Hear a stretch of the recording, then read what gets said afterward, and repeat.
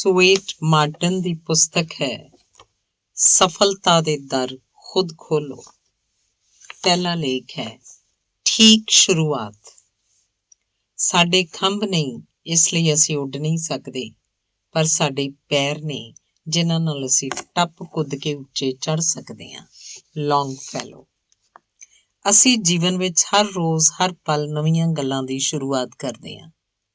ਬਹੁਤ ਸਾਰੀਆਂ ਸ਼ੁਰੂਆਤਾਂ ਛੋਟੀਆਂ ਹੁੰਦੀਆਂ ਹਨ ਤੇ ਉਹ ਸਾਨੂੰ ਦੇਖਣ 'ਚ ਤੁੱਛ ਤੇ ਸਧਾਰਨ ਜਾਪਦੀਆਂ ਹਨ, ਪਰ ਅਸਲ ਵਿੱਚ ਉਹਨਾਂ ਦਾ ਜੀਵਨ ਵਿੱਚ ਬਹੁਤ ਮਹੱਤਵ ਹੁੰਦਾ ਹੈ। ਜ਼ਰਾ ਵੇਖੋ ਤਾਂ ਸਹੀ ਕਿ ਇਸ ਭੌਤਿਕ ਜਗਤ ਵਿੱਚ ਹਰੇਕ ਚੀਜ਼ ਆਪਣੇ ਮੂਲ ਰੂਪ 'ਚ ਕਿੰਨੀ ਛੋਟੀ ਹੁੰਦੀ ਹੈ। ਵੱਡੀ ਤੋਂ ਵੱਡੀ ਨਦੀ ਵੀ ਆਪਣੇ ਉਦਗਮ ਸਥਾਨ ਤੇ ਪਾਣੀ ਦੀ ਇੱਕ ਪਤਲੀ ਜਿਹੀ ਧਾਰਾ ਹੀ ਹੁੰਦੀ ਹੈ, ਜਿਸ ਨੂੰ ਕੋਈ ਟਿੱਡਾ ਜਾਂ ਪਤੰਗਾ ਵੀ ਟੱਪ ਸਕਦਾ ਹੈ। ਵਰਖਾ ਦੀਆਂ ਛੋਟੀਆਂ-ਛੋਟੀਆਂ ਕਣੀਆਂ ਵੱਡੇ ਹੜ੍ਹਾਂ ਦੀ ਸ਼ਕਲ ਅਖਤਿਆਰ ਕਰ ਲੈਂਦੀਆਂ ਹਨ। ਵਿਸ਼ਾਲ ਤੋਂ ਵਿਸ਼ਾਲ ਬੋੜ ਕਿਸੇ ਵੇਲੇ ਤਾਂ ਮਹਿਜ਼ ਇੱਕ ਬੀਜ ਹੀ ਸੀ, ਜਿਹੜਾ ਮਗਰੋਂ ਹਜ਼ਾਰਾਂ ਸਾਲਾਂ ਤੱਕ ਹਨੇਰੀਆਂ ਤੂਫਾਨਾਂ ਨੂੰ ਸਹਿੰਦਾ ਰਹਿੰਦਾ ਹੈ ਤੇ ਬਲਦੀ ਹੋਈ ਮਾਚਿਸ ਦੀ ਤੀਲੀ ਜੇ ਲਾਪਰਵਾਹੀ ਨਾਲ ਕਿਤੇ ਡਿੱਗ ਪਵੇ ਤਾਂ ਪੂਰੇ ਸ਼ਹਿਰ ਨੂੰ ਭਸਮ ਕਰ ਸਕਦੀ ਹੈ। ਇਸੇ ਤਰ੍ਹਾਂ ਆਤਮਕ ਜਗਤ ਬਾਰੇ ਵੀ ਜ਼ਰਾ ਵਿਚਾਰ ਕਰੋ। ਵੇਖੋ, ਇਸ ਖੇਤਰ ਵਿੱਚ ਵੀ ਕਿੰਨੀਆਂ ਮਹਾਨਤਮ ਚੀਜ਼ਾਂ ਦੀ ਸ਼ੁਰੂਆਤ ਅਤਿਅੰਤ ਛੋਟੇ ਰੂਪ 'ਚ ਹੋਈ ਹੈ। ਕਿਸੇ ਆਮ ਜਿਹੀ ਕਲਪਨਾ ਨਾਲ ਕਿਸੇ ਅਦਭੁਤ ਖੋਜ ਜਾਂ ਕਲਾ ਦੀ ਕਿਸੇ ਅਮਰ ਕਿਰਤ ਦਾ ਮੁੱਢ ਬੱਝ ਸਕਦਾ ਹੈ। ਮੂੰਹ 'ਚੋਂ ਨਿਕਲਿਆ ਇੱਕ ਸ਼ਬਦ ਇਤਿਹਾਸ ਦੀ ਦਿਸ਼ਾ ਬਦਲ ਸਕਦਾ ਹੈ। ਇੱਕ ਪਵਿੱਤਰ ਵਿਚਾਰ ਨਾਲ ਕੁੱਲ ਸੰਸਾਰ ਨੂੰ ਸਵਾਰਨ ਵਾਲੀ ਸ਼ਕਤੀ ਸੰਚਾਲਿਤ ਕੀਤੀ ਜਾ ਸਕਦੀ ਹੈ ਤੇ ਪਸ਼ੂ-ਪੁਣੇ ਦਾ ਇੱਕ ਪਲ ਛਿਣ ਦਾ ਵੇਗ ਮਨੁੱਖ ਨੂੰ ਘੋਰਤਮ ਅਪਰਾਧ ਤੱਕ ਧੱਕ ਸਕਦਾ ਹੈ। ਕੀ ਤੁਸੀਂ ਹੁਣ ਕੰਮ ਦੀ ਸ਼ੁਰੂਆਤ ਦੀ ਅਹਿਮੀਅਤ ਨੂੰ ਸਮਝ ਗਏ ਹੋ? ਕੀ ਤੁਸੀਂ ਵਾਕਈ ਜਾਣਦੇ ਹੋ ਕਿ ਕੰਮ ਦੀ ਸ਼ੁਰੂਆਤ 'ਚ ਕਿਹੜੀਆਂ-ਕਿਹੜੀਆਂ ਗੱਲਾਂ ਸ਼ਾਮਲ ਨੇ? ਤੁਸੀਂ ਨਿੱਤ ਦਿਹਾੜੇ ਜਿਹੜੇ ਕੰਮ ਸ਼ੁਰੂ ਕਰਦੇ ਹੋ, ਕੀ ਤੁਸੀਂ ਉਹਨਾਂ ਦੀ ਸੰਖਿਆ ਤੇ ਉਹਨਾਂ ਦਾ ਮਹੱਤਵ ਜਾਣਦੇ ਹੋ? ਜੇ ਨਹੀਂ ਜਾਣਦੇ ਤਾਂ ਥੋੜ੍ਹੀ ਜਿਹੀ ਦੇਰ ਲਈ ਮੇਰੇ ਨਾਲ ਚੱਲ ਪਾਓ ਤੇ ਸੁੱਖ ਤੇ ਸਫਲਤਾ ਦੀ ਇਸ ਪਹਿਲੀ ਪੌੜੀ ਦੇ ਬਾਰੇ ਵਿਚਾਰ ਕਰੋ। ਹਰੇਕ ਕੰਮ ਦੀ ਸ਼ੁਰੂਆਤ ਦਾ ਕੋਈ ਨਾ ਕੋਈ ਕਾਰਨ ਹੁੰਦਾ ਹੈ। ਇਸੇ ਤਰ੍ਹਾਂ ਉਹਦਾ ਕੋਈ ਨਾ ਕੋਈ ਨਤੀਜਾ ਜਾਂ ਨਤੀਜਿਆਂ ਦੀ ਲੜੀ ਵੀ ਸਾਹਮਣੇ ਆਉਂਦੀ ਹੈ ਤੇ ਜਿਸ ਕਿਸਮ ਦਾ ਕਾਰਨ ਹੁੰਦਾ ਹੈ ਉਸੇ ਤਰ੍ਹਾਂ ਦਾ ਉਹਦਾ ਨਤੀਜਾ ਹੁੰਦਾ ਹੈ। ਸਾਡੀ ਮੂਲ ਬਿਰਤੀ ਜਿਸ ਕਿਸਮ ਦੀ ਹੋਏਗੀ, ਉਹਦੇ ਨਤੀਜਿਆਂ ਦਾ ਸਰੂਪ ਵੀ ਸਦਾ ਉਹਦੇ ਅਨੁਰੂਪ ਹੋਏਗਾ।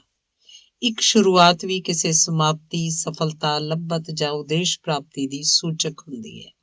ਇੱਕ ਦਰ ਕਿਸੇ ਰਾਹ ਵਾਲੇ ਪਾਸੇ ਖੁੱਲ੍ਹਦਾ ਹੈ ਤੇ ਰਾਹ ਕਿਸੇ ਖਾਸ ਨਿਸ਼ਾਨੇ ਵੱਲ ਲੈ ਜਾਂਦਾ ਹੈ। ਇਸੇ ਤਰ੍ਹਾਂ ਕੰਮ ਦੀ ਸ਼ੁਰੂਆਤ ਨਤੀਜਿਆਂ ਵੱਲ ਲੈ ਜਾਂਦੀ ਹੈ ਤੇ ਨਤੀਜੇ ਪੂਰਨਤਾ ਵੱਲ। ਕੁਝ ਸ਼ੁਰੂਆਤਾਂ ਚੰਗੀ ਕਿਸਮ ਦੀਆਂ ਹੁੰਦੀਆਂ, ਕੁਝ ਬੁਰੀ ਕਿਸਮ ਦੀਆਂ, ਤੇ ਉਹਨਾਂ ਦੇ ਪ੍ਰਭਾਵ ਵੀ ਆਪਣੇ ਸੁਭਾਅ ਅਨੁਸਾਰ ਹੁੰਦੇ ਹਨ। ਤੁਸੀਂ ਚੰਗੇ ਵਿਚਾਰਾਂ ਨਾਲ ਬੁਰੀਆਂ ਸ਼ੁਰੂਆਤਾਂ ਤੋਂ ਬਚ ਸਕਦੇ ਹੋ ਤੇ ਚੰਗੇ ਕੰਮਾਂ ਨੂੰ ਆਰੰਭ ਕਰ ਸਕਦੇ ਹੋ ਤੇ ਇੰਝ ਮਾੜੇ ਨਤੀਜਿਆਂ ਤੋਂ ਬਚੇ ਰਹਿ ਕੇ ਸੁਖਦਾਈ ਨਤੀਜਿਆਂ ਦਾ ਆਨੰਦ ਉਠਾ ਸਕਦੇ ਹੋ। ਸਾਨੂੰ ਕੁਝ ਅਜਿਹੀਆਂ ਸ਼ੁਰੂਆਤਾਂ ਕਰਨੀਆਂ ਪੈ ਜਾਂਦੀਆਂ ਹਨ ਜਿਹੜੀਆਂ ਸਾਡੇ ਵੱਸੋਂ ਬਾਹਰ ਹੁੰਦੀਆਂ ਹਨ। ਉਹ ਜਾਂ ਤਾਂ ਕੁਦਰਤ ਦੇ ਅਧੀਨ ਹੁੰਦੀਆਂ ਹਨ ਜਾਂ ਦੂਸਰਿਆਂ ਦੇ ਅਧੀਨ, ਜਿਹੜੇ ਕਿ ਤੁਹਾਡੇ ਵਾਂਗ ਹੀ ਕੋਈ ਕੰਮ ਕਰਨ ਲਈ ਸੁਆਧੀਨ ਹੁੰਦੇ ਹਨ।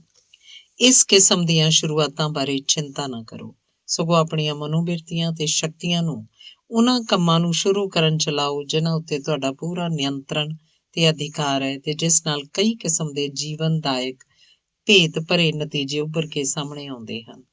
ਸੁਖੀ ਜੀਵਨ ਦੀ ਪ੍ਰਾਪਤੀ ਵਾਸਤੇ ਸਭ ਤੋਂ ਸਰਲ ਕੰਮ ਦੀ ਸ਼ੁਰੂਆਤ, ਜਿਹਨੂੰ ਅਸੀਂ ਸਭ ਰੋਜ਼ਾਨਾ ਕਰਦੇ ਹਾਂ, ਉਹ ਹੈ ਹਰੇਕ ਦਿਨ ਦੀ ਸਰਗਰਮੀ ਦੀ ਠੀਕ ਸ਼ੁਰੂਆਤ। ਤੁਸੀਂ ਆਪਣਾ ਹਰੇਕ ਦਿਨ ਕਿਵੇਂ ਸ਼ੁਰੂ ਕਰਦੇ ਹੋ? ਕਿੰਨੇ ਵਜੇ ਉੱਠਦੇ ਹੋ? ਆਪਣੇ ਰੋਜ਼ਾਨਾ ਦੇ ਕੰਮਾਂ ਨੂੰ ਕਿਵੇਂ ਆਰੰਭ ਕਰਦੇ ਹੋ? ਨਵੇਂ ਦਿਨ ਦੇ ਇਸ ਪਵਿੱਤਰ ਸਮੇਂ ਵਿੱਚ ਤੁਸੀਂ ਕਿਹੋ ਜਿਹੀ ਮਨੋਸਥਿਤੀ 'ਚ ਪ੍ਰਵੇਸ਼ ਕਰਦੇ ਹੋ?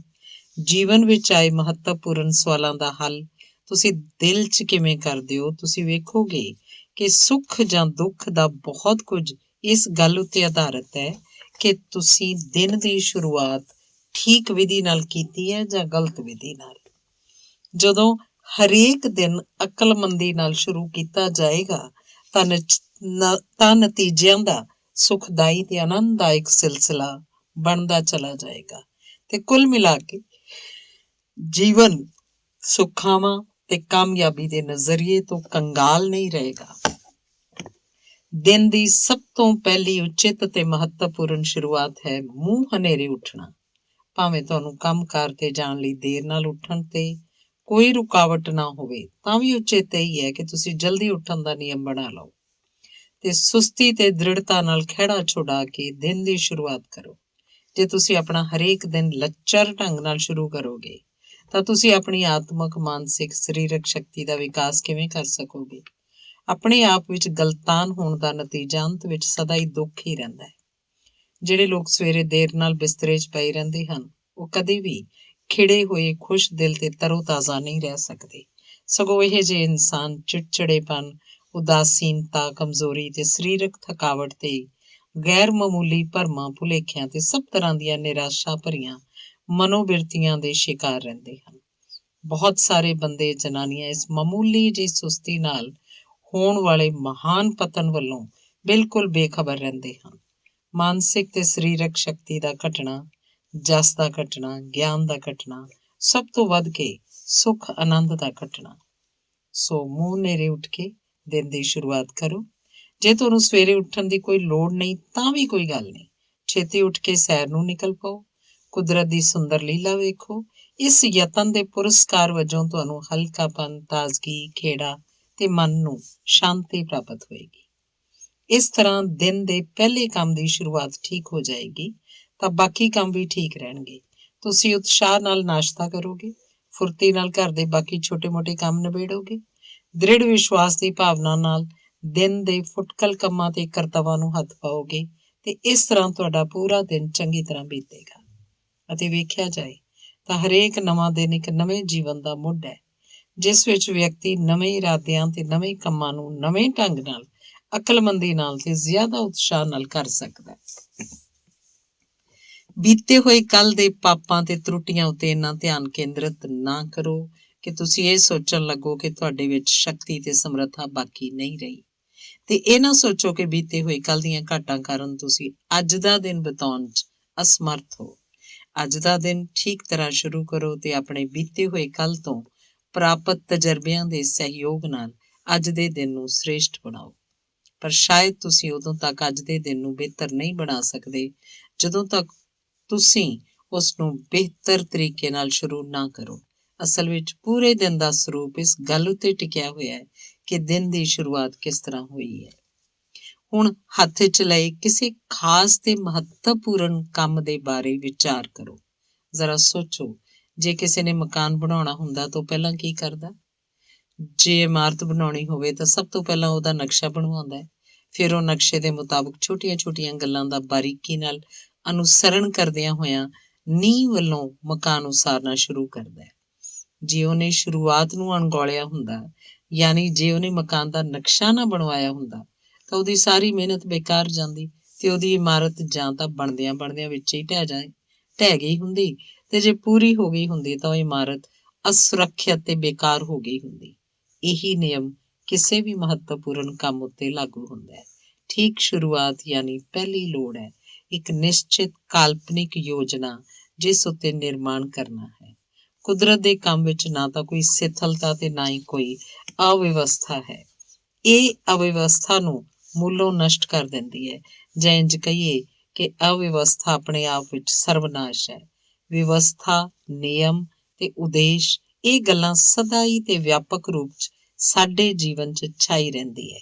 ਤੇ ਜਿਹੜਾ ਵਿਅਕਤੀ ਆਪਣੇ ਕੰਮਕਾਰ 'ਚ ਇਹਨਾਂ ਜ਼ਰੂਰੀ ਤੱਤਾਂ ਨੂੰ ਅਣਡਿੱਠ ਕਰਦਾ ਹੈ, ਸਮਝ ਲਓ ਕਿ ਉਹ ਆਪਣੇ ਆਪ ਨੂੰ ਕਮਾਲ, ਪੂਰਨਤਾ ਤੇ ਸਫਲਤਾ ਤੋਂ ਜਮਾਂ ਹੀ ਵਾਂਝਿਆ ਕਰ ਰਿਹਾ। ਜੇ ਕੋਈ ਇਨਸਾਨ ਆਪਣੇ ਮਨ 'ਚ ਤਰਤੀਬ ਨਾਲ ਕੰਮ ਕਰਨ ਦੀ ਯੋਜਨਾ ਬਣਾਏ, ਬਿਨਾਂ ਕੋਈ ਕੰਮ ਧੰਦਾ ਸ਼ੁਰੂ ਕਰ ਦੇ, ਤਾਂ ਉਹਦੇ ਯਤਨ ਉਗੜੇ ਦੁਗੜੇ ਬੇਤਰਤੀਬੇ ਹੋਣਗੇ ਤੇ ਆਪਣੇ ਧੰਦੇ 'ਚ ਅਸਫਲ ਹੋ ਜਾਏਗਾ। ਤੇ ਜੋ ਨਿਯਮ ਕਿਸੇ ਇਮਾਰਤ ਦੀ ਉਸਾਰੀ ਦੇ ਸਬੰਧ 'ਚ ਲਾਜ਼ਮੀ ਹਨ, ਉਹ ਕਿਸੇ ਕਾਰੋਬਾਰ ਨੂੰ ਚਲਾਉਣ ਸੰਬੰਧੀ ਵੀ ਲਾਗੂ ਹੁੰਦੇ ਹਨ।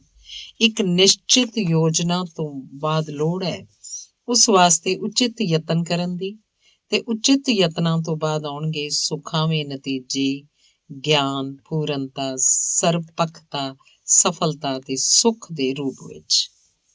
ਪਰ ਨਾ ਸਿਰਫ ਯਾਂਤਰਿਕ ਤੇ ਕਾਰੋਬਾਰੀ ਕੰਮ ਧੰਦੇ, ਸਗੋਂ ਸਾਰੇ ਕੰਮ, ਭਾਵੇਂ ਉਹਨਾਂ ਦਾ ਸੁਭਾਅ ਕੁਝ ਵੀ ਕਿਉਂ ਨਾ ਹੋਵੇ, ਇਸ ਨਿਯਮ ਦੇ ਅੰਦਰ ਆਉਂਦੇ ਹਨ।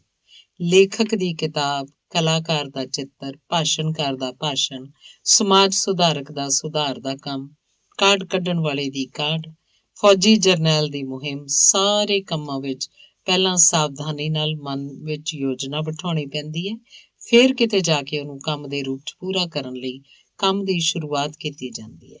ਇਸ ਤਰੀਕੇ ਨਾਲ ਮਨ ਵਿੱਚ ਬਿਠਾਈ ਹੋਈ ਮੌਲਿਕ ਯੋਜਨਾ ਆਪਣੀ ਏਕਤਾ, ਸੰਗਠਨ ਤੇ ਪੂਰਨਤਾ ਦੇ ਅਨੁਰੂਪ ਹੀ ਅਮਲੀ ਰੂਪ 'ਚ ਕੰਮ ਦੀ ਅਸਲ ਸਫਲਤਾ ਦੀ ਸ਼ਕਲ ਅਖਤਿਆਰ ਕਰਦੀ ਹੈ। ਸਫਲ ਵਿਅਕਤੀ, ਪ੍ਰਭਾਵਸ਼ਾਲੀ ਵਿਅਕਤੀ ਤੇ ਆਦਰਸ਼ ਵਿਅਕਤੀ ਉਹੀ ਨੇ ਜਿਨ੍ਹਾਂ ਨੇ ਹੋਰਨਾਂ ਚੀਜ਼ਾਂ ਤੋਂ ਇਲਾਵਾ ਕੰਮਾਂ ਦੀ ਧੁੰਦਲੀ ਸ਼ੁਰੂਆਤ ਵਿੱਚ ਛੁਪੀ ਸ਼ਕਤੀ ਦੇ ਮੁੱਲ ਨੂੰ ਪਛਾਣਿਆ ਤੇ ਇਸ ਸ਼ਕਤੀ ਦੀ ਵਰਤੋਂ ਕੀਤੀ ਹੈ, ਜਿਹਨੂੰ ਆਮ ਕਰਕੇ ਮੂਰਖ ਵਿਅਕਤੀ ਕੋਲੋਂ ਲੰਘਦਿਆਂ ਹੋਇਆਂ ਵੀ ਬੇਅਰਥ ਤੇ ਮਹੱਤਵਹੀਣ ਸਮਝ ਪੈਂਦਾ ਹੈ। ਸਭ ਤੋਂ ਮਹੱਤਵਪੂਰਨ ਪੱਖ ਹੈ ਜਿਸ ਉੱਤੇ ਲਾਜ਼ਮੀ ਤੌਰ ਤੇ ਦੁੱਖ ਤੇ ਕਸ਼ਟ ਜਾਂ ਫਿਰ ਸੁੱਖ ਤੇ ਸਫਲਤਾ ਨਿਰਭਰ ਹੈ, ਫਿਰ ਵੀ ਜਿਸ ਨੂੰ ਅਣਡਿੱਠ ਕੀਤਾ ਗਿਆ ਹੈ ਤੇ ਬਹੁਤ ਘੱਟ ਸਮਝਿਆ ਗਿਆ ਹੈ, ਉਹ ਹੈ ਉਹਨਾਂ ਵਿਚਾਰਾਂ ਦੇ ਚਿੰਤਨ ਦੀ ਸ਼ੁਰੂਆਤ ਜਿਹੜੇ ਮਨ ਦੀਆਂ ਗਹਿਰਾਈਆਂ ਵਿੱਚੋਂ ਫੁੱਟਦੇ ਹਨ ਤੇ ਕਾਰਜ ਕਰਨ ਨਾਲ ਸੰਬੰਧਿਤ ਹੁੰਦੇ ਹਨ। ਤੁਹਾਡਾ ਕੁੱਲ ਜੀਵਨ ਇਹੋ ਜਿਹੇ ਨਤੀਜਿਆਂ ਦੀ ਹੀ ਲੜੀ ਹੈ ਜਿਹਦੇ ਮੂਲ ਤੁਹਾਡੇ ਵਿਚਾਰਾਂ 'ਚ ਨਿਹਿਤ ਹਨ। ਸਭ ਤਰ੍ਹਾਂ ਦੇ ਕੰਮ ਵਿਚਾਰਾਂ ਤੇ ਜਨਮ ਲੈਂਦੇ ਹਨ ਤੇ ਵਿਚਾਰਾਂ ਨਾਲ ਹੀ ਨਿਯੰਤਰਿਤ ਕੀਤੇ ਜਾਂਦੇ ਹਨ। ਸਾਰੇ ਚੰਗੇ ਮਾੜੇ ਕੰਮ ਸਾਡੇ ਚੰਗੇ ਮਾੜੇ ਵਿਚਾਰ ਹੀ ਹਨ ਜਿਹੜੇ ਕੰਮਾਂ ਦੀ ਸ਼ਕਲ 'ਚ ਪੂਰਨ ਹੁੰਦੇ ਹਨ। ਧਰਤੀ 'ਚ ਪਾਇਆ ਹੋਇਆ ਇੱਕ ਬੀਜ ਪੌਦੇ ਜਾਂ ਰੁੱਖ ਦੀ ਸ਼ੁਰੂਆਤ ਹੈ। ਬੀਜ ਉੱਗਦਾ ਹੈ, ਪ੍ਰਕਾਸ਼ ਵਿੱਚ ਆ ਕੇ ਵਧਣ ਲੱਗਦਾ ਹੈ ਤੇ ਖੂਬ ਵਿਕਸਿਤ ਹੋ ਜਾਂਦਾ ਹੈ। ਇਸ ਤਰ੍ਹਾਂ ਮਨ 'ਚ ਪੈਦਾ ਹੋਇਆ ਕੋਈ ਵਿਚਾਰ ਕੰਮਾਂ ਦੀ ਇੱਕ ਲੜੀ ਦਾ ਮੁੱਢ ਹੈ। ਪਹਿਲਾ ਵਿਚਾਰ ਦਿਮਾਗ 'ਚ ਆਪਣੀਆਂ ਜੜ੍ਹਾਂ ਜਮਾਉਂਦਾ ਹੈ, ਫਿਰ ਸਰਗਰਮੀਆਂ ਜਾਂ ਕੰਮਾਂ ਦੇ ਰੂਪ 'ਚ ਪ੍ਰਗਟ ਹੁੰਦਾ ਹੈ ਤੇ ਮਨੁੱਖ ਦੇ ਚਰਿੱਤਰ ਤੇ ਭਵਿੱਖ ਦੇ ਰੂਪ 'ਚ ਵਿਕਸਿਤ ਹੋ ਜਾਂਦਾ ਹੈ। ਘਿਰਨਾ, ਕ੍ਰੋਧ, ਈਰਖਾ, ਲੋਭ ਨਾਲ ਭਰਪੂਰ ਅਪਵਿੱਤਰ ਵਿਚਾਰ ਗਲਤ ਸ਼ੁਰੂਆਤਾਂ ਹਨ ਜੋ ਕਿ ਸਾਨੂੰ ਦੁਖਦਾਈ ਨਤੀਜਿਆਂ ਵੱਲ ਧੱਕਦੀਆਂ ਹਨ, ਤੇ ਚੰਗੇ, ਸੱਭਿਆ, ਦਇਆ ਭਰੇ, ਸਵਾਰਥਹੀਣ ਤੇ ਪਵਿੱਤਰ ਵਿਚਾਰ ਠੀਕ ਸ਼ੁਰੂਆਤਾਂ ਹਨ ਜੋ ਕਿ ਸਾਨੂੰ ਸੁਖਾਵੇਂ ਨਤੀਜਿਆਂ ਵੱਲ ਲੈ ਜਾਂਦੀਆਂ ਹਨ। ਇਹ ਗੱਲ ਬਿਲਕੁਲ ਸਿੱਧੀ ਸਾਦੀ, ਸਪਸ਼ਟ ਤੇ ਬਿਲਕੁਲ ਸੱਚ ਹੈ। ਫਿਰ ਵੀ ਹੈਰਾਨੀ ਹੈ ਕਿ ਬਹੁਤ ਹੀ ਜ਼ਿਆਦਾ ਇਹਨੂੰ ਅਣਡਿੱਠ ਕੀਤਾ ਜਾਂਦਾ ਹੈ ਤੇ ਬਹੁਤ ਹੀ ਘੱਟ ਇਸ ਉੱਤੇ ਧਿਆਨ ਦਿੱਤਾ ਜਾਂਦਾ ਹੈ। ਵਿਚਾਰ ਚੰਗੇ ਜਾਂ ਠੀਕ ਹੋਣਗੇ ਤਾਂ ਕੰਮ ਵੀ ਠੀਕ ਹੋਣਗੇ, ਕੰਮ ਠੀਕ ਹੋਣਗੇ ਤਾਂ ਜੀਵਨ ਵੀ ਚੰਗਾ ਹੋਏਗਾ, ਤੇ ਜੇ ਜੀਵਨ ਚੰਗੀ ਤਰ੍ਹਾਂ ਗੁਜ਼ਾਰਿਆ ਜਾਏਗਾ ਤੇ ਕਿਹੜੀ ਸੁੱਖ ਸਹੂਲਤ ਬਾਕੀ ਰਹਿ ਜਾਏਗੀ। ਬੁਰੇ ਜਾਂ ਗਲਤ ਵਿਚਾਰ ਹਰੇਕ ਹਾਲਤ ਵਿੱਚ ਦੁਖਦਾਈ ਹੁੰਦੇ ਹਨ। ਜਦੋਂ ਮਨ 'ਚ ਇਹਨਾਂ ਦਾ ਬੀਜ ਪੈਦਾ ਹੁੰਦਾ ਹੈ ਉਸੇ ਵੇਲੇ ਦੁੱਖ ਦਿੰਦੇ ਹਨ। ਜਦੋਂ ਇਹ ਵੱਧਦੇ ਫੁੱਲਦੇ ਹਨ ਉਦੋਂ ਦੁੱਖ ਦਿੰਦੇ ਹਨ। ਜਦੋਂ ਇਹਨਾਂ ਨੂੰ ਫਲ ਲੱਗਦਾ ਹੈ ਤਾਂ ਉਸ ਵੇਲੇ ਵੀ ਦੁੱਖ ਦਿੰਦੇ ਹਨ। ਇਸ ਦੇ ਉਲਟ ਚੰਗੇ ਜਾਂ ਠੀਕ ਵਿਚਾਰ ਹਰੇਕ ਹਾਲਤ ਵਿੱਚ ਸੁਖਦਾਈ ਹੁੰਦੇ ਹਨ। ਮਨ 'ਚ ਜਦੋਂ ਇਹਨਾਂ ਦਾ ਬੀਜ ਪੈਂਦਾ ਹੈ ਤਾਂ ਉਸ ਵੇਲੇ ਉਹ ਸੁੱਖ ਦਿੰਦੇ ਹਨ। ਜਦੋਂ ਇਹ ਵੱਧਦੇ ਫੁੱਲਦੇ ਹਨ ਉਦੋਂ ਵੀ ਸੁੱਖ ਦਿੰਦੇ ਹਨ। ਜਦੋਂ ਇਹਨਾਂ ਨੂੰ ਫਲ ਲੱਗਦਾ ਉਦੋਂ ਵੀ ਸੁੱਖ ਦਿੰਦੇ ਹਨ। ਇਸ ਲਈ ਮਨੁੱਖ ਨੂੰ ਹਰੇਕ ਕੰਮ ਦੀ ਸ਼ੁਰੂਆਤ ਠੀਕ ਤਰੀਕੇ ਨਾਲ ਕਰਨੀ ਚਾਹੀਦੀ ਹੈ। ਇਹੋ ਜਿਹੇ ਕਿੰਨੇ ਹੀ ਕੰਮ ਹਨ ਜਿਨ੍ਹਾਂ ਨੂੰ ਉਚਿਤ ਤਰੀਕੇ ਨਾਲ ਆਰੰਭ ਕੀਤਾ ਜਾਣਾ ਅਤਿਅੰਤ ਆਵਸ਼ਕ ਹੈ ਤੇ ਜਿਨ੍ਹਾਂ ਦੀ ਖੋਜ ਕਰਕੇ ਤੇ ਜਿਨ੍ਹਾਂ ਉੱਤੇ ਅਮਲ ਕਰਕੇ ਤੁਸੀਂ ਗਿਆਨ ਜਾਂ ਸੂਝ ਦੀ ਦਿਸ਼ਾ ਵਿੱਚ ਅਗਾਂਹ ਵੱਧ ਸਕਦੇ ਹੋ। ਧੰਨਵਾਦ। ਅਗਲਾ ਲੇਖ ਹੈ ਛੋਟੇ ਛੋਟੇ ਕੰਮ। ਸਾਡੇ ਛੋਟੇ ਛੋਟੇ ਕੰਮਾਂ ਵਿੱਚ ਹੀ ਛੁਪੀ ਹੈ ਕੁੰਜੀ ਜੋ ਸਵਰਗੀ ਦਰ ਸਾਡੇ ਲਈ ਖੋਲੇਗੀ ਤੇ ਮਨੁੱਖ ਵੇਖੇਗਾ ਉਹ ਸਵਰਗੀ ਦ੍ਰਿਸ਼ ਬਹੁਤ ਛੇਤੀ ਨਹੀਂ, ਨਾ ਬਹੁਤ ਦੇਰ ਵਿੱਚ ਹੀ। ਗੈਟੇ। ਜਿਵੇਂ ਗਲਤ ਸ਼ੁਰੂਆਤ ਨਾਲ ਦੁੱਖ ਤੇ ਠੀਕ ਸ਼ੁਰੂਆਤ ਨਾਲ ਸੁੱਖ ਦਾ ਮਿਲਣਾ ਲਾਜ਼ਮੀ ਹੈ, ਤਿਵੇਂ ਛੋਟੇ ਛੋਟੇ ਕੰਮਾਂ ਤੇ ਕਰਤੱਵਾਂ ਨਾਲ ਦੁੱਖ ਜਾਂ ਸੁੱਖ ਆਪਣੇ ਆਪਣੇ ਸੁਭਾਅ ਅਨੁਸਾਰ ਪੂਰੀ ਤਰ੍ਹਾਂ ਬੱਝੇ ਹੋਏ ਹਨ। ਕਿਸੇ ਫਰਜ਼ ਦਾ ਪਾਲਣ ਕਰਨ 'ਚ ਆਪਣੇ ਆਪ ਸੁੱਖ ਜਾਂ ਦੁੱਖ ਦੇਣ ਵਾਲੀ ਕੋਈ ਸ਼ਕਤੀ ਸਮਾਈ ਹੋਵੇ, ਇਹ ਗੱਲ ਨਹੀਂ। ਸਗੋਂ ਦੁੱਖ ਤੇ ਸੁੱਖ ਤਾਂ ਸਾਡੇ ਮਨ ਦੀ ਉਸ ਭਾਵਨਾ ਤੇ ਨਿਰਭਰ ਹਨ ਜਿਸ ਨਾਲ ਅਸੀਂ ਉਸ ਫਰਜ਼ ਨੂੰ ਨਿਭਾਉਣ ਦਾ ਕੰਮ ਆਪਣੇ ਹੱਥ ਲੈਂਦੇ ਹਾਂ ਜਾਂ ਉਹਨੂੰ ਪੂਰਾ ਕਰਦੇ ਹਾਂ।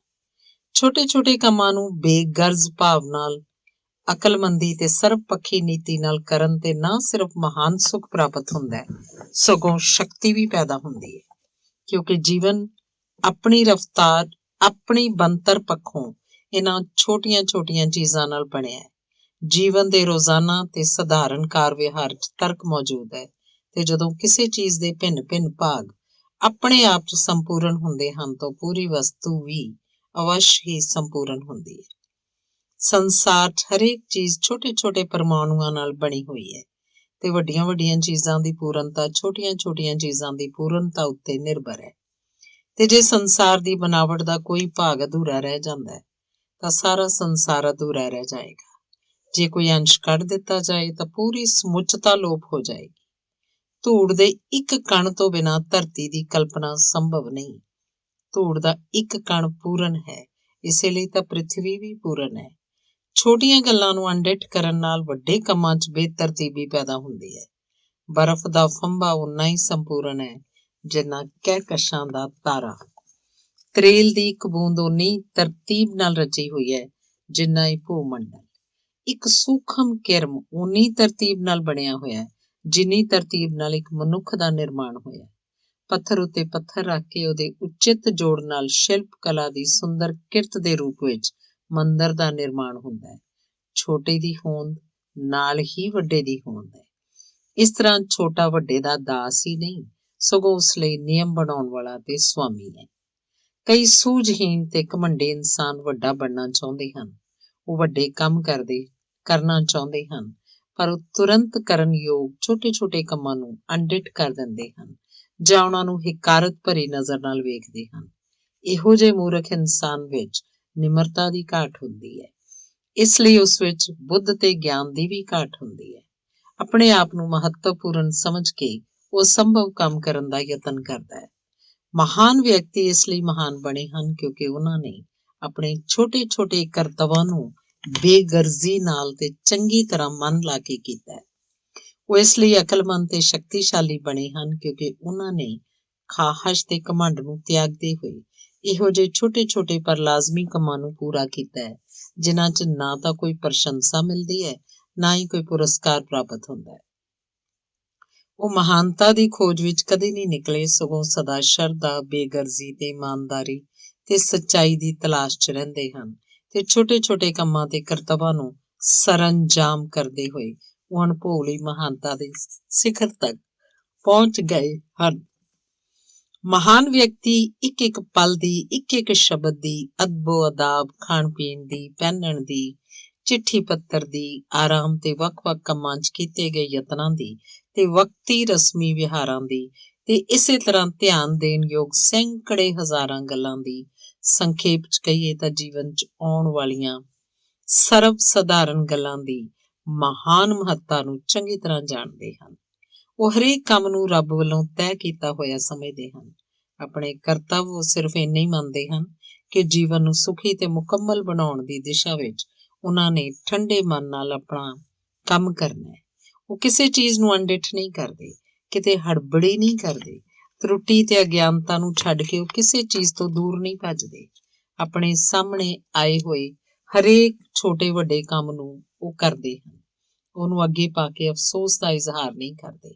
ਆਪਣੇ ਨਜ਼ਦੀਕੀ ਕੰਮਾਂ ਨੂੰ ਬਿਨਾਂ ਸੰਕੋਚ ਹੱਥ ਪਾਉਂਦੇ ਹਨ ਤੇ ਦੁੱਖ ਸੁੱਖ 'ਚ ਇੱਕਸਾਰ ਰਹਿੰਦਿਆਂ ਹੋਇਆਂ ਉਹ ਬੱਚਿਆਂ ਜਿਹੀ ਸਰਲਤਾ ਤੇ ਕੁਦਰਤੀ ਸ਼ਕਤੀ ਪ੍ਰਾਪਤ ਕਰ ਲੈਂਦੇ ਹਨ। ਅਸਲ 'ਚ ਇਹੀ ਸ਼ਕਤੀ ਦੀ ਮਹਾਨਤਾ ਹੈ। ਸ਼ਾਗਿਰਦਾਂ ਨੂੰ ਦਿੱਤਾ ਮਹਾਤਮਾ ਕਨਫਿਊਸ਼ੀਅਸ ਦਾ ਇਹ ਉਪਦੇਸ਼ ਛੋਟੇ-ਛੋਟੇ ਕੰਮਾਂ ਦੇ ਮਹਾਨ ਮਹੱਤਵ ਉੱਤੇ ਬਲ ਦਿੰਦਾ ਹੈ। ਜਦੋਂ ਤੁਸੀਂ ਆਪਣੇ ਘਰ ਦੀ ਮੇਜ਼ ਤੇ ਭੋਜਨ ਕਰ ਰਹੇ ਹੋਵੋ, ਇੰਝ ਸਮਝੋ ਜਿਵੇਂ ਤੁਸੀਂ ਰਾਜੇ ਦੀ ਮੇਜ਼ ਤੇ ਭੋਜਨ ਕਰ ਰਹੇ ਹੋ। ਇਸੇ ਤਰ੍ਹਾਂ ਮਹਾਤਮਾ ਬੁੱਧ ਦਾ ਬਚਨ ਹੈ, ਜੇ ਮਨੁੱਖ ਨੇ ਕੋਈ ਕੰਮ ਕਰਨਾ ਹੋਵੇ ਤਾਂ ਉਹਨੂੰ ਚਾਹੀਦਾ ਹੈ ਕਿ ਉਹਨੂੰ ਉਤਸ਼ਾਹ ਨਾਲ ਕਰੇ, ਸਗੋਂ ਉਸ ਤੇ ਟੋਟੇ ਪਏ। ਛੋਟੇ-ਛੋਟੇ ਕੰਮਾਂ ਨੂੰ ਅਣਡਿੱਠ ਕਰਨਾ ਜਾਂ ਉਹਨਾਂ ਨੂੰ ਬੇਦਿਲੀ ਨਾਲ ਤੇ ਬੇਢੰਗੇ ਤਰੀਕੇ ਨਾਲ ਕਰਨਾ ਕਮਜ਼ੋਰੀ ਤੇ ਮੂਰਖਤਾ ਦੀ ਨਿਸ਼ਾਨੀ ਹੈ। ਹਰੇਕ ਕੰਮ ਨੂੰ ਪੂਰੀ ਤਰ੍ਹਾਂ ਲੀਨ ਹੋ ਕੇ ਤੇ ਬੇਗਰਜ਼ ਹੋ ਕੇ ਕਰਨ ਨਾਲ ਮਨੁੱਖਾਂ ਦੇ ਕਰਤੱਵਾਂ ਦਾ ਦਾਇਰਾ ਵੱਧ ਜਾਂਦਾ ਹੈ ਤੇ ਕਰਤੱਵ ਪਾਲਣ ਦੀ ਸ਼ਕਤੀ ਵੀ ਦੋਗੁਣਾ ਹੋ ਜਾਂਦੀ ਹੈ, ਕਿਉਂਕਿ ਇਸ ਨਾਲ ਬਲ 'ਚ ਵਾਧਾ ਹੁੰਦਾ ਹੈ ਤੇ ਬੁੱਧੀ, ਪ੍ਰਤਿਭਾ ਤੇ ਚਰਿੱਤਰ ਦਾ ਵਿਕਾਸ ਹੁੰਦਾ ਹੈ। ਜਿਸ ਤਰ੍ਹਾਂ ਪੌਦੇ 'ਚ ਕੁਦਰਤ ਦੇ ਨਿਯਮ ਅਨੁਸਾਰ ਆਪਣੇ ਆਪ ਹੀ ਫੁੱਲ ਖਿੜ ਪੈਂਦਾ ਹੈ, ਉਸੇ ਤਰ੍ਹਾਂ ਮਨੁੱਖ ਆਪਣੇ ਨਿੱਤ ਦਿਨ ਦੇ ਕੰਮਾਂ ਨੂੰ ਪੂਰਾ ਕਰਦਿਆਂ ਹੋਇਆਂ ਉੱਚੀ ਸਥਿਤੀ ਦੇ ਪਹੁੰਚ ਜਾਂਦਾ ਹੈ ਤੇ ਨਿਰੰਤਰ ਸ਼ਕਤੀ ਤੇ ਮਿਹਨਤ ਨਾਲ ਹਰ ਕੰਮ ਨੂੰ ਠੀਕ ਸਮੇਂ ਤੇ ਠੀਕ ਥਾਂ ਤੇ ਕਰਦਿਆਂ ਹੋਇਆਂ ਆਪਣੇ ਜੀਵਨ ਦੇ ਚਰਿੱਤਰ ਨੂੰ ਸੁੰਦਰ ਬਣਾ ਲੈਂਦਾ ਹੈ। ਇੱਛਾ ਸ਼ਕਤੀ ਤੇ ਮਾਨਸਿਕ ਬਲ ਦੇ ਵਿਕਾਸ ਵਾਸਤੇ ਸੰਸਾਰ 'ਚ ਜਿੰਨੇ ਉਪਾਅ ਪ੍ਰਚਲਿਤ ਹਨ ਉਹ ਤਜਰਬੇ ਦੀ ਕਸੌਟੀ ਤੇ ਬੇਅਰਥ ਸਿੱਧ ਹੁੰਦੇ ਹਨ। ਪ੍ਰਾਣਾਯਾਮ, ਆਸਣ, ਧਿਆਨ, ਤੰਤਰ ਮੰਤਰ, ਇਹ ਸਭ ਸਾਧਨ ਜਿੰਨੇ ਬਨਾਵਟੀ ਤੇ ਮਿੱਥਿਆ ਕਸਰਤਾਂ ਹਨ ਉਨੀਆਂ ਭਰਮਪੂਰਨ ਵੀ ਹਨ, ਜਦੋਂ ਕਿ ਸੱਚੇ ਮਾਰਗ ਨੂੰ ਚੰਗੇ ਚੰਗੇ ਮਹਾਂਪੁਰਖ ਵੀ ਭੁੱਲੀ ਬੈਠੇ ਹਨ, ਜੋ ਕਿ ਕਰਤੱਵ ਪਾਲਣ ਦਾ ਮਾਰਗ ਹੈ, ਜਿਸ ਉੱਤੇ ਚੱਲਣ ਨਾਲ ਇੱਛਾ ਸ਼ਕਤੀ ਤੇ ਮਾਨਸਿਕ ਬਲ 'ਚ ਵਾਧਾ ਹੁੰਦਾ ਹੈ। ਮਾਨਸਿਕ ਬਲ ਦੀ ਪ੍ਰਾਪਤੀ ਵਾਸਤੇ ਮਨੁੱਖ ਨੂੰ ਗੈਰ ਕੁਦਰਤੀ ਬਿਰਤੀਆਂ ਨੂੰ ਤਿਆਗ ਦੇਣਾ ਚਾਹੀਦਾ ਹੈ। ਇਨਸਾਨ ਬੱਚੇ ਤੇ ਹੌਲੀ ਹੌਲੀ ਵਿਕਾਸ ਕਰਕੇ ਪੂਰਾ ਮਨੁੱਖ ਬਣਦਾ ਹੈ। ਇਸੇ ਤਰ੍ਹਾਂ ਉਹਦੀ ਮੂਰਖਤਾ, ਗਿਆਨ ਤੇ ਕਮਜ਼ੋਰੀ ਵੀ ਹੌਲੀ ਹੌਲੀ ਸੂਝ, ਗਿਆਨ ਤੇ ਸ਼ਕਤੀ ਦੇ ਰੂਪ 'ਚ ਪਲਟਦੇ ਹਨ। ਮਨੁੱਖ ਨੂੰ ਚਾਹੀਦਾ ਹੈ ਕਿ ਵਿਚਾਰ ਤੇ ਵਿਚਾਰ, ਯਤਨ ਤੇ ਯਤਨ, ਕੰਮ ਤੇ ਕੰਮ ਕਰਕੇ ਰੋਜ਼ਾਨਾ ਹੌਲੀ ਹੌਲੀ ਵਿਕਸਿਤ ਹੋਣ ਦਾ ਯਤਨ ਕਰੇ। ਇਹ ਠੀਕ ਹੈ ਕਿ ਸਮਾਧੀ, ਆਸਨ ਦਾ ਪ੍ਰਯੋਗ ਕਰਕੇ ਕੋਈ ਸਾਧੂ ਕਿਸੇ ਤਰ੍ਹਾਂ ਮਾਨਸਿਕ ਸ਼ਕਤੀ ਹਾਸਲ ਕਰ ਲੈਂਦਾ ਹੈ, ਪਰੰਤੂ ਇਸ ਸ਼ਕਤੀ ਨੂੰ ਸਰੀਰਕ ਸ਼ਕਤੀ ਦਾ ਭਾਰੀ ਪਤਨ ਕਰਕੇ ਪ੍ਰਾਪਤ ਕਰਦਾ ਹੈ। ਉਹ ਅਧਿਆਤਮਕ ਚਮਤਕਾਰਾਂ ਦਾ ਥੋਥਾ ਮਾਹਰ ਭਾਵੇਂ ਹੋ ਜਾਂਦਾ ਹੈ, ਪਰ ਉਹ ਆਪਣਾ ਸ਼ਕਤੀ ਭਰਪੂਰ ਉਪਯੋਗੀ ਚਰਿੱਤਰ ਗੁਆ ਬੈਂਦਾ ਹੈ।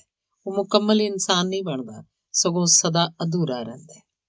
ਚਿੜਚਿੜਾਪਣ, ਨਾ ਸਮਝੀ, ਜਲਦਬਾਜ਼ੀ, ਵਿਹਾਰ ਸੰਬੰਧੀ ਹੋਰ ਦੋਸ਼ ਇਨਸਾਨਾਂ ਦੇ ਰੋਜ਼ਾਨਾ ਜੀਵਨ 'ਚ ਚੱਲਦੇ ਰਹਿੰਦੇ ਹਨ ਤੇ ਥੋੜੀ ਜਿਹੀ ਉਤੇਜਨਾ ਨਾਲ ਹਰਕਤ 'ਚ ਆ ਜਾਂਦੇ ਹਨ। ਇਹਨਾਂ ਉੱਤੇ ਚੰਗੀ ਤਰ੍ਹਾਂ ਕਾਬੂ ਪਾਉਣਾ ਵਾਸਤਵਿਕ ਆਤਮਕ ਸ਼ਕਤੀ ਹੈ।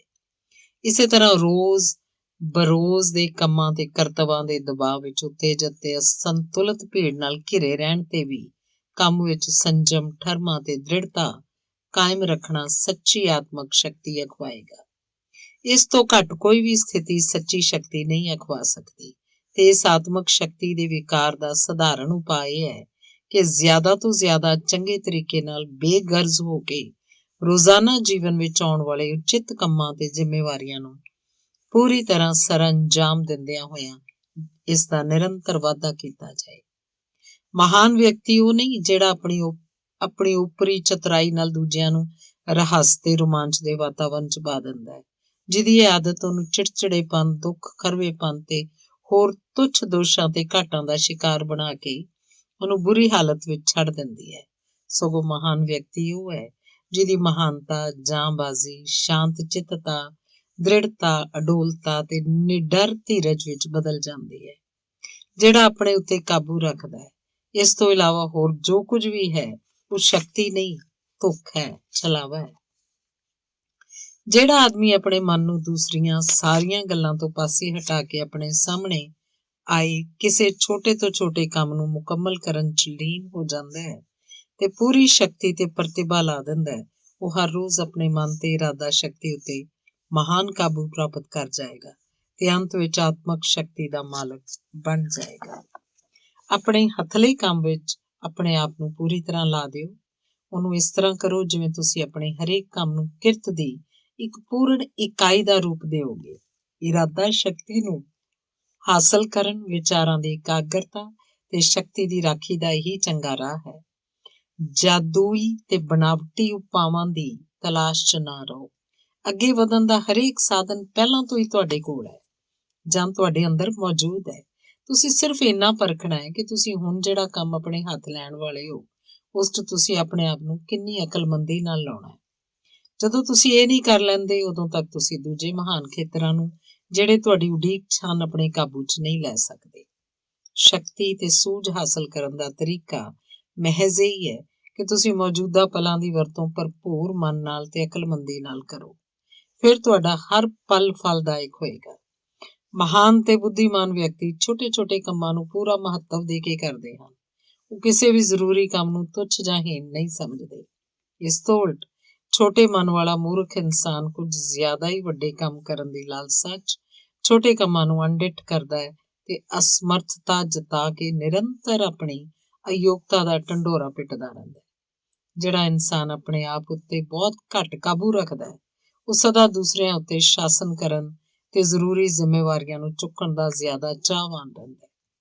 ਜਿਹੜਾ ਇਨਸਾਨ ਕਿਸੇ ਕੰਮ ਨੂੰ ਇਸ ਲਈ ਨਹੀਂ ਕਰਦਾ ਕਿ ਉਹ ਕੰਮ ਉਹਨੂੰ ਬੜਾ ਹਲਕਾ ਮਹਿਸੂਸ ਹੁੰਦਾ ਹੈ, ਉਹ ਆਪਣੇ ਆਪ ਨੂੰ ਧੋਖਾ ਦਿੰਦਾ ਹੈ। ਅਸਲ 'ਚ ਉਹ ਕੰਮ ਬਹੁਤ ਹਲਕਾ ਨਹੀਂ ਹੁੰਦਾ, ਸਗੋਂ ਉਹਦੇ ਲਈ ਵੱਡਾ ਹੁੰਦਾ ਹੈ ਜਿਹਨੂੰ ਉਹ ਨਹੀਂ ਕਰਦਾ। ਛੋਟੇ-ਛੋਟੇ ਕੰਮਾਂ ਨੂੰ ਭਰਪੂਰ ਸ਼ਕਤੀ ਤੇ ਉਤਸ਼ਾਹ ਨਾਲ ਕਰਨ ਤੇ ਸ਼ਕਤੀ 'ਚ ਵਾਧਾ ਹੁੰਦਾ ਹੈ। ਉਸੇ ਤਰ੍ਹਾਂ ਉਹਨਾਂ ਕੰਮਾਂ ਨੂੰ ਢਿੱਲੜ ਤਰੀਕੇ ਨਾਲ ਕਰਨ ਤੇ ਢਿੱਲਾਪਨ ਘਰ ਕਰ ਜਾਂਦਾ ਹੈ। ਆਪਣੇ ਛੋਟੇ-ਛੋਟੇ ਕੰਮਾਂ 'ਚ ਮਨੁੱਖ ਜਿਸ ਸ਼ਕਲ 'ਚ ਦ੍ਰਿਸ਼ਟੀਗੋਚਰ ਹੁੰਦਾ ਹੈ, ਉਸ ਦੇ ਚਰਿੱਤਰ ਦਾ ਅਸਲ ਰੂਪ ਹੁੰਦਾ ਹੈ। ਪਾਪ ਵਾਂਗ ਢਿੱਲੜਪੁਣਾ ਵੀ ਬਿਪਤਾ ਦਾ ਭਿਅੰਕਰ ਸੋਮ ਹੈ। ਜਦੋਂ ਤੱਕ ਮਨੁੱਖ 'ਚ ਕੁਝ ਹੱਦ ਤੱਕ ਇਖਲਾਕੀ ਸਫਲਤਾ ਨਹੀਂ ਆਉਂਦੀ, ਉਦੋਂ ਤੱਕ ਉਹਨੂੰ ਸੱਚਾ ਸੁੱਖ ਪ੍ਰਾਪਤ ਨਹੀਂ ਹੋ ਸਕਦਾ। ਕਮਜ਼ੋਰ ਵਿਅਕਤੀ ਵੀ ਛੋਟੀਆਂ-ਛੋਟੀਆਂ ਗੱਲਾਂ ਨੂੰ ਮਹੱਤਵ ਦੇਣ ਨਾਲ ਤੇ ਉਸਦੇ ਅਨੁਸਾਰ ਉਹਨਾਂ ਨੂੰ ਅਮਲੀ ਰੂਪ ਦੇਣ ਨਾਲ ਸ਼ਕਤੀਸ਼ਾਲੀ ਬਣ ਸਕਦਾ ਹੈ। ਇਹ ਤੋੜ ਛੋਟੀਆਂ ਗੱਲਾਂ 'ਚ ਢਿੱਲਾ ਪੈਣ ਜਾਂ ਉਹਨਾਂ ਨੂੰ ਅਣਡਿੱਠ ਕਰਨ ਨਾਲ ਮਨੁੱਖ ਦੀ ਸਹਿਜ ਬੁੱਧੀ ਖੁੰਡੀ ਹੋ ਜਾਂਦੀ ਹੈ ਤੇ ਸ਼ਕਤੀ ਦਾ ਪਤਨ ਹੋ ਜਾਂਦਾ ਹੈ। ਇਸ ਨਾਲ ਤਾਕਤਵਰ ਇਨਸਾਨ ਵੀ ਕਮਜ਼ੋਰ ਹੋ ਜਾਂਦਾ ਹੈ। ਇਹ ਸ਼ਬਦ ਸਾਡੀ ਉਪਰੋਕਤ ਧਾਰਨਾ ਨੂੰ ਪ੍ਰਭਾਵਿਤ ਕਰਦੇ ਹਨ। ਜਿਸ ਵਿੱਚ ਪਹਿਲਾਂ ਤੋਂ ਹੀ ਸ਼ਕਤੀ ਹੈ, ਉਸੇ ਨੂੰ ਮਿਲੇਗੀ। ਜਿਸ 'ਚ ਪਹਿਲਾਂ ਤੋਂ ਹੀ ਨਹੀਂ, ਉਹਦੇ ਕੋਲ ਜਿਹੜੀ ਥੋੜੀ ਜਿਹੀ ਬਚੀ ਵੀ ਹੈ, ਉਹ ਵੀ ਖੁੱਸ ਜਾਏਗੀ। ਮਨੁੱਖ ਆਪਣੇ ਇੱਕ-ਇੱਕ ਵਿਚਾਰ, ਇੱਕ-ਇੱਕ ਸ਼ਬਦ, ਇੱਕ-ਇੱਕ ਕੰਮ ਦੇ ਅਨੁਰੂਪ ਨਿਰੰਤਰ ਉੱਨਤੀ ਜਾਂ ਪਤਨ ਪ੍ਰਾਪਤ ਕਰਦਾ ਹੈ। ਮਨੁੱਖ ਦਾ ਚਰਿੱਤਰ ਪਲ-ਪਲ 'ਚ ਬਦਲਦਾ ਹੈ। ਕਿਸੇ ਪਲ ਉਸ 'ਚ ਭਲੇ ਦਾ ਅੰਸ਼ ਵੱਧ ਜਾਂਦਾ ਹੈ, ਕਿਸੇ ਪਲ ਉਹ ਘੱਟ ਹੋ ਜਾਂਦਾ ਹੈ। ਜਿਸ ਪਲ ਵਿੱਚ ਉਹਦਾ ਜਿਹੋ ਜਿਹਾ ਮਨ ਬਚਨ ਤੇ ਕਰਮ ਹੁੰਦਾ ਹੈ, ਉਸੇ ਅਨੁਪਾਤ ਵਿੱਚ ਉਹਦਾ ਚਰਿੱਤਰ ਚੰਗਾ ਜਾਂ ਬੁਰਾ ਹੁੰਦਾ ਹੈ ਤੇ ਉਸੇ ਦੇ ਅਨੁਸਾਰ ਉਹਨੂੰ ਲਾਭ ਜਾਂ ਹਾਨੀ ਪ੍ਰਾਪਤ ਹੁੰਦੀ ਹੈ। ਜਿਹੜਾ ਵੀ ਇਨਸਾਨ ਛੋਟੇ-ਛੋਟੇ ਕੰਮਾਂ ਉੱਤੇ ਅਧਿਕਾਰ ਜਮਾ ਲੈਂਦਾ ਹੈ, ਉਹ ਵੱਡੇ ਕੰਮ ਕਰਨ ਦਾ ਵੀ ਉਚਿਤ ਅਧਿਕਾਰੀ ਹੋ ਜਾਂਦਾ ਹੈ। ਪਰ ਜਿਹੜਾ ਛੋਟੇ ਕੰਮਾਂ ਦੇ ਹੀ ਵਸ ਪੈ ਜਾਂਦਾ, ਉੱਚਤਮ ਸਫਲਤਾ ਪ੍ਰਾਪਤ ਨਹੀਂ ਕਰ ਸਕਦਾ। ਜੀਵਨ ਇੱਕ ਤਰ੍ਹਾਂ ਨਾਲ ਇਕਾਈਆਂ ਦਾ ਸਹਿਕਾਰੀ ਪੁੰਜ ਹੈ। ਇਕਾਈ ਦੀ ਪ੍ਰਗਤੀ ਹੀ ਜਿਸ ਦਾ ਸਭ ਕੁਝ ਹੈ, ਜਿਸ ਉੱਤੇ ਉਹ ਟਿਕਿਆ ਹੋਇਆ। ਇੱਕ ਸਫਲ ਵਪਾਰੀ, ਇੱਕ ਚੰਗੀ ਮਸ਼ੀਨ, ਇੱਕ ਆਲੀਸ਼ਾਨ ਮੰਦਰ ਜਾਂ ਇੱਕ ਸ੍ਰੇਸ਼ਟ ਚਰਿੱਤਰ ਵੱਖੋ-ਵੱਖ ਅੰਗਾਂ ਦੀ ਪੂਰਨਤਾ ਉੱਤੇ ਹੀ ਖੜਾ ਹੈ। ਮੂਰਖ ਵਿਅਕਤੀ ਸਮਝਦਾ ਹੈ ਕਿ ਛੋਟੇ-ਮੋਟੇ ਦੋਸ਼ ਤੇ ਛੋਟੇ ਅਤਿਆਚਾਰ, ਛੋਟੇ-ਛੋਟੇ ਪਾਪ ਅਹਿਮੀਅਤ ਨਹੀਂ ਰੱਖਦੇ ਤੇ ਉਹਨਾਂ 'ਚ ਕੋਈ ਬੁਰਾਈ ਨਹੀਂ। ਉਹ ਸੋਚਦਾ ਹੈ ਕਿ ਜਦੋਂ ਤੱਕ ਕੋਈ ਵੱਡਾ ਦੁਰਾਚਾਰ ਨਹੀਂ ਕਰਦਾ, ਉਹ ਨਿਸ਼ਪਾਪ ਹੈ, ਬਲਕਿ ਪਵਿੱਤਰ ਹੈ। ਪਰ ਇੰਜ ਸੋਚਣ ਨਾਲ ਉਸ 'ਚ ਜਿਹੜੀ ਥੋੜੀ ਬਹੁਤ ਚੰਗਿਆਈ ਹੁੰਦੀ ਵੀ ਹੈ, ਉਹ ਨਸ਼ਟ ਹੋ ਜਾਂਦੀ ਹੈ ਤੇ ਉਹ ਭ੍ਰਿਸ਼ਟਾਚਾਰੀ ਮੰਨ ਲਿਆ ਜਾਂਦਾ ਹੈ। ਫਿਰ ਤਾਂ ਹੋਰ ਲੋਕ ਨਾ ਤਾਂ ਉਹਦਾ ਆਦਰ ਸਤਿਕਾਰ ਕਰਦੇ ਹੈ ਤੇ ਨਾ ਹੀ ਉਹਨੂੰ ਸਨੇਹ ਕਰਦੇ ਹੈ। ਉਹਨਾਂ ਦੀਆਂ ਨਜ਼ਰਾਂ 'ਚੋਂ ਡਿੱਗ ਜਾਂਦਾ ਹੈ ਤੇ ਉਹਦਾ ਪ੍ਰਭਾਵ ਜਾਂਦਾ ਰਹਿੰਦਾ ਹੈ। ਫਿਰ ਜੇ ਇਹੋ ਜਿਹੇ ਵਿਅਕਤੀ ਸਮਾਜ ਸੁਧਾਰ ਦੀ ਕੋਸ਼ਿਸ਼ ਕਰੇ, ਆਪਣੇ ਸਾਥੀਆਂ ਨੂੰ ਬੁਰਾਈਆਂ ਤੋਂ ਬਚਣ ਦਾ ਉਪਦੇਸ਼ ਦੇਵੇ, ਤਾਂ ਉਸ ਦਾ ਇਹ ਯਤਨ ਨਿਸਫਲ ਤੇ ਵਿਅਰਥ ਹੀ ਜਾਏਗਾ। ਮਨੁੱਖ ਆਪਣੀਆਂ ਛੋਟੀਆਂ-ਮੋਟੀਆਂ ਘਾਟਾਂ ਨੂੰ ਜਿੰਨਾ ਛੋਟਾ ਤੇ ਤੁੱਛ ਸਮਝਦਾ ਹੈ, ਉਹਦਾ ਚਰਿੱਤਰ ਓਨਾ ਹੀ ਛੋਟਾ ਤੇ ਤੁੱਛ ਹੋ ਜਾਂਦਾ ਹੈ। ਉਸਦੇ ਜੀਵਨ ਬਾਰੇ ਵੀ ਇਹੀ ਗੱਲ ਕਹੀ ਜਾ ਸਕਦੀ ਹੈ। ਉਹਨੂੰ ਪਾਪ ਆਤਮਾ ਮੰਨਿਆ ਜਾਂਦਾ ਹੈ। ਜਿਸ ਖੁੱਲ੍ਹਦਿਲੀ ਨਾਲ ਉਹ ਪਾਪ ਕਰਦਾ ਹੈ ਤੇ ਆਪਣੀਆਂ ਕਮਜ਼ੋਰੀਆਂ ਨੂੰ ਜ਼ਾਹਰ ਕਰਦਾ ਹੈ, ਉਹੀ ਖੁੱਲ੍ਹ ਅਪਮਾਨ, ਅਣਡਿੱਠ ਕੀਤੇ ਜਾਣ ਤੇ ਅਨਾਦਰ ਦੇ ਰੂਪ 'ਚ ਬਦਲ ਕੇ ਉਹਨੂੰ ਵਾਪਸ ਮਿਲਦੀ ਹੈ। ਉਹਨੂੰ ਕੋਈ ਨਹੀਂ ਪੁੱਛਦਾ, ਕਿਉਂਕਿ ਪਾਪ ਵੱਲ ਲੈ ਜਾਣ ਵਾਲੇ ਨੂੰ ਕੌਣ ਪੁੱਛੇ। ਉਹਦੇ ਕੰਮ ਨੂੰ ਫਲ ਨਹੀਂ ਲੱਗਦਾ, ਕਿਉਂਕਿ ਕਮਜ਼ੋਰ ਵਿਅਕਤੀ ਉੱਤੇ ਭਰੋਸਾ ਕੌਣ ਕਰੇ। ਉਹਦੇ ਉਪਦੇਸ਼ਾਂ ਨੂੰ ਕੋਈ ਨਹੀਂ ਸੁਣਦਾ, ਕਿਉਂਕਿ ਉਹਦੇ ਬਚਨਾਂ 'ਚ ਸੂਝ ਤੇ ਅਨੁਭਵ ਦੀ ਮਹਿਕ ਨਹੀਂ ਹੁੰਦੀ। ਭਲਾ ਹੁੱਲੜਬਾਜ਼ੀ ਤੋਂ ਕੌਣ ਪ੍ਰਭਾਵਿਤ ਹੁੰਦਾ ਹੈ? ਅਕਲਮੰਦ ਇਨਸਾਨ ਜਾਂ ਜਿਹੜਾ ਅਕਲਮੰਦ ਬਣਨਾ ਚਾਹੁੰਦਾ ਹੈ, ਉਸ ਬੁਰਾਈ ਨੂੰ ਵੇਖਦਾ ਹੈ ਜੋ ਕਿ ਮਨੁੱਖ ਦੀਆਂ ਸਧਾਰਨ ਤਰੁੱਟੀਆਂ ਤੋਂ ਉਪਜਦੀ ਹੈ, ਜਿਹਨੂੰ ਲੋਕ ਬਿਨਾਂ ਸੋਚੇ ਵਿਚਾਰੇ ਕਰਦੇ ਹੈ ਤੇ ਉਹਨਾਂ ਨੂੰ ਕੋਈ ਦੰਡ ਨਹੀਂ ਮਿਲਦਾ। ਉਸ ਪਰਮ ਸੁੱਖ ਨੂੰ ਵੀ ਪਛਾਣਦਾ ਹੈ ਜਿਹੜਾ ਉਹਨਾਂ ਤਰੁੱਟੀਆਂ ਨੂੰ ਤਿਆਗਣ ਨਾਲ ਪ੍ਰਾਪਤ ਹੁੰਦਾ ਹੈ। ਪਰ ਜਿਹਨੂੰ ਲੋਕ ਤੁੱਛ ਤੇ ਹੀਣ ਸਮਝਦੇ ਹੈ, ਉਸ ਆਤਮ ਸੰਜਮ ਨੂੰ ਜਾਣਦਾ ਹੈ, ਜਿਹਨੂੰ ਰੋਜ਼ਾਨਾ ਵਿਹਾਰ 'ਚ ਅਪਣਾਉਣਾ ਪੈਂਦਾ ਹੈ, ਪਰ ਜਿਹਨੂੰ ਲੋਕ ਅਕਸਰ ਨਜ਼ਰੋਂ ਓਹਲੇ ਕਰ ਦਿੰਦੇ ਹੈ। ਜਿਹੜਾ ਇਨਸਾਨ ਆਪਣੇ ਛੋਟੇ ਤੋਂ ਛੋਟੇ ਨੁਕਸ ਨੂੰ ਭਿਅੰਕਰ ਅਪਰਾਧ ਸਮਝਦਾ ਹੈ, ਉਹ ਮਹਾਨ ਵਿਅਕਤੀ ਬਣ ਜਾਂਦਾ ਹੈ। ਉਹ ਆਪਣੇ ਹਰੇਕ ਵਿਚਾਰ ਤੇ ਕੰਮ ਦਾ ਦੂਰ ਰਸ ਅਸਰ ਵੇਖਦਾ ਹੈ, ਆਪਣੇ ਚਰਿੱਤਰ ਦੇ ਉਹਨਾਂ ਛੋਟੇ-ਛੋਟੇ ਅੰਸ਼ਾਂ ਦੀ ਪੂਰਨਤਾ ਤੇ ਨਿਊਨਤਾ ਨੂੰ ਪਛਾਣਦਾ ਹੈ, ਜਿਨ੍ਹਾਂ ਨਾਲ ਉਹਦੇ ਜੀਵਨ ਦਾ ਨਿਰਮਾਣ ਹੋਇਆ, ਜਿਹੜੇ ਉਹਨੂੰ ਭਲਾ ਜਾਂ ਬੁਰਾ ਬਣਾਉਂਦੇ ਆ। ਇਸ ਲਈ ਹੌਲੀ-ਹੌਲੀ ਨਿਰੰਤਰ ਆਤਮ ਨਿਰੀਖਣ ਤੇ ਆਤਮ ਸੁਧਾਰ ਕਰਦਿਆਂ ਹੋਇਆਂ ਉਹ ਆਪਣੇ ਆਪ ਨੂੰ ਸੰਪੂਰਨਤਾ ਵੱਲ ਲੈ ਜਾਂਦੇ ਹਨ। ਜਿਵੇਂ ਤੁਪਕੇ ਨਾਲ ਸਾਗਰ ਬਣਦਾ ਹੈ, ਕਣ ਕਣ ਨਾਲ ਪ੍ਰਿਥਵੀ ਬਣਦੀ ਹੈ, ਪ੍ਰਕਾਸ਼ ਦੇ ਅਣੂਆਂ ਨਾਲ ਤਾਰੇ ਬਣਦੇ ਹੈ, ਉਵੇਂ ਇਹ ਜੀਵਨ ਵਿਚਾਰਾਂ ਤੇ ਕਿਰਿਆਵਾਂ ਨਾਲ ਬਣਦਾ ਹੈ। ਇਸ ਤੋਂ ਬਿਨਾਂ ਮਨੁੱਖ ਦੇ ਜੀਵਨ ਦੀ ਹੋਂਦ ਹੀ ਨਹੀਂ ਹੋ ਸਕਦੀ। ਇਸ ਲਈ ਮਨੁੱਖ ਦਾ ਜੀਵਨ ਉਹੀ ਕੁਝ ਬਣ ਜਾਂਦਾ ਹੈ ਜਿਹੋ ਜਿਹੇ ਉਹਦੇ ਵਿਚਾਰ ਤੇ ਕੰਮਕਾਰ ਹੁੰਦੇ ਹਨ, ਭਾਵੇਂ ਜ਼ਾਹਰਾ ਤੌਰ ਤੇ ਇਹ ਅਲੱਗਾ ਨਜ਼ਰ ਆਉਂਦੇ ਹਨ। ਮਨੁੱਖ ਇਹਨਾਂ ਹੀ ਵਿਚਾਰਾਂ ਤੇ ਕੰਮਾਂ ਕਿਰਿਆਵਾਂ ਦਾ ਗਠਨ ਹੈ। ਜਿਵੇਂ ਪਲ ਪਲ ਜੁੜ ਕੇ ਸਾਲ ਬਣ ਜਾਂਦਾ ਹੈ, ਉਵੇਂ ਹੀ ਵਿਚਾਰਾਂ ਤੇ ਕੰਮਾਂ ਦੀ ਲੜੀ ਜੁੜ ਕੇ ਮਨੁੱਖ ਦਾ ਜੀਵਨ ਤੇ ਉਹਦਾ ਚਰਿੱਤਰ ਬਣਦਾ ਹੈ। ਤੇ ਜਿਹੋ ਜਿਹਾ ਸਰੂਪ ਵੱਖਰੇ ਵੱਖਰੇ ਅੰਗਾਂ ਦਾ ਹੋਏਗਾ, ਉਹੋ ਜਿਹਾ ਹੀ ਸਮੁੱਚਤਾ ਵਿੱਚ ਉਹ ਪਦਾਰਥ ਬਣ ਜਾਏਗਾ। ਦੂਜਿਆਂ ਦੇ ਹਿੱਤ ਬਾਰੇ ਸੋਚਣ ਨਾਲ, ਦੂਸਰਿਆਂ ਨਾਲ ਖੁੱਲ੍ਹਾ ਵਿਹਾਰ ਕਰਨ ਨਾਲ, ਦੂਸਰਿਆਂ ਵਾਸਤੇ ਤਿਆਗ ਕਰਨ ਦੀ ਭਾਵਨਾ ਰੱਖਣ ਨਾਲ ਮਨੁੱਖ ਦਾ ਚਰਿੱਤਰ ਦਇਆਵਾਨ ਤੇ ਦਾਨਸ਼ੀਲ ਬਣ ਜਾਂਦਾ ਹੈ। ਛੋਟੇ-ਮੋਟੇ ਆਤਮ ਤਿਆਗ ਦੇ ਕੰਮਾਂ, ਸਹਿਣਸ਼ੀਲਤਾ ਦੇ ਕਾਰਜਾਂ ਤੇ ਆਤਮ ਨਿਯੰਤਰਣ ਦੇ ਉਪਾਵਾਂ ਨਾਲ ਇੱਕ ਦ੍ਰਿੜ ਤੇ ਉੱਤਮ ਚਰਿੱਤਰ ਦਾ ਨਿਰਮਾਣ ਹੁੰਦਾ ਹੈ। ਸੱਚਾ ਇਮਾਨਦਾਰ ਵਿਅਕਤੀ ਜੀਵਨ ਦੇ ਹਰ ਪਲ 'ਚ ਇਮਾਨਦਾਰ ਰਹਿੰਦਾ ਹੈ। ਸ੍ਰੇਸ਼ਟ ਵਿਅਕਤੀ ਆਪਣੀਆਂ ਛੋਟੀਆਂ-ਮੋਟੀਆਂ ਗੱਲਾਂ ਵਿੱਚ ਤੇ ਆਪਣੀ ਕਥਨੀ ਤੇ ਕਰਨੀ ਵਿੱਚ ਵੀ ਸ੍ਰੇਸ਼ਟ ਹੁੰਦਾ ਹੈ। ਇਹ ਸੋਚਣਾ ਬੜੀ ਭਾਰੀ ਭੁੱਲ ਹੈ ਕਿ ਸਾਡੇ ਪਲ ਛਿਨ ਦੇ ਵਿਚਾਰਾਂ ਤੇ ਕੰਮਾਂ ਦਾ ਜੀਵਨ ਉੱਤੇ ਕੋਈ ਵੀ ਪ੍ਰਭਾਵ ਨਹੀਂ ਪੈਂਦਾ।